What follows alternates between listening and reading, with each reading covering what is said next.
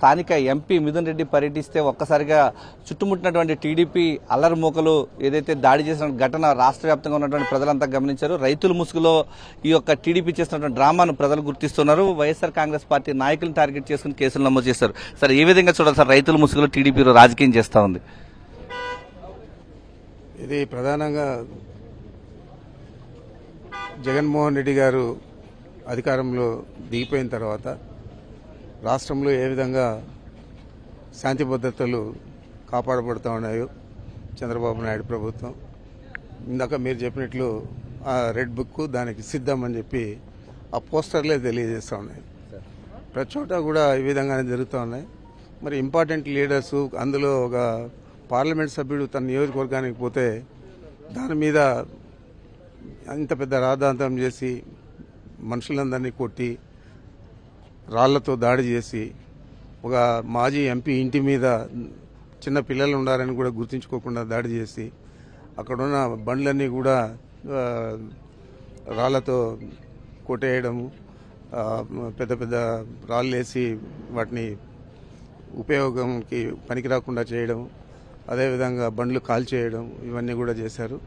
మరి ఇదంతా కూడా ఏ విధంగా ఈ రాష్ట్ర ప్రజలు స్వీకరిస్తారో మనం వేచి చూడాలి.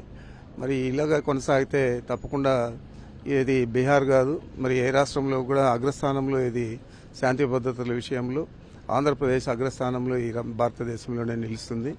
మరి దీనికి సమాధానం చెప్పాల్సింది మోడీ గారు, ఇంకా ఎవరైతే భాగస్వాములు ఉన్నారో ఎన్డీఏ భాగస్వాములు వాళ్ళే చెప్పాలా ఇది న్యాయబద్ధంగా ఉందా, ఒక ప్రజాప్రతినిధిని ఈ విధంగా అడ్డుకోవడం మంచిదేనా అని చెప్పి మరి రాష్ట్ర ప్రజలందరూ కూడా గమనిస్తూ ఉన్నారు.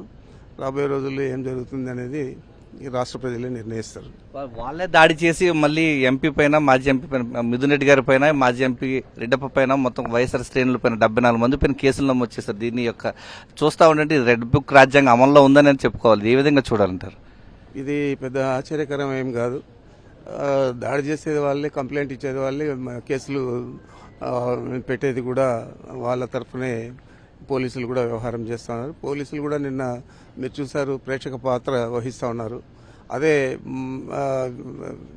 మన మిథున్ రెడ్డి వెనకంటే ఉన్న మనుషులందరినీ కూడా లాఠీ చార్జ్ చేసి తరిమేయడం, వీళ్ళందరినీ కూడా ప్రోత్సహించి ఇంటి మీదకి రాళ్ళు వేసేది కాకుండా ఇంటి మీద దాడి చేసేదానికి సిద్ధం చేయడం, ఇదంతా కూడా పోలీసుల పాత్రే అని మనం చెప్పక తప్పదు.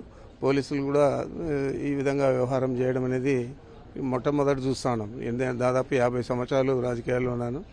85 నుంచి విద్యార్థి రాజకీయాల్లో ఉన్నాను, 75 నుంచి, మళ్ళీ 78 నుంచి ప్రత్యక్ష రాజకీయాల్లో ఉన్నాను. మరి ఈ విధంగా ఎప్పుడు కూడా నేను చూడలేదు. దాదాపు 10 ఎన్నికల్లో పోటీ చేశాను, 7 ఎన్నికల్లో నేను శాసనసభ్యుడిగా గెలిచాను. ఎప్పుడు కూడా ఇలాంటి వాతావరణం చూడలేదు, మొట్టమొదటిసారి చూస్తా ఉన్నాం.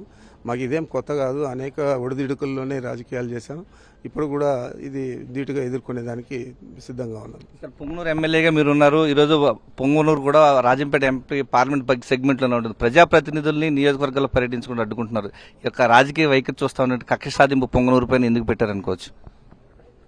ప్రత్యేకంగా చెప్పనక్కర్లేదు. చంద్రబాబు నాయుడికి చాలా లోకేష్ గారికి కానీ చాలా మా మీద కోపం ఉంది. ఎవరు కూడా వాళ్ళని ఎదుర్కోలేదు, వాళ్ళకు అడ్డు తగలలేదు. కాబట్టి మేము మొన్న ఎన్నికల్లో అడ్డు తగిలాము కాబట్టి అది భరించలేక ఈ విధంగా వ్యవహారం చేస్తూ ఉన్నారు. ఇది ఆశ్చర్యకరం ఏం కాదు. Thank you sir.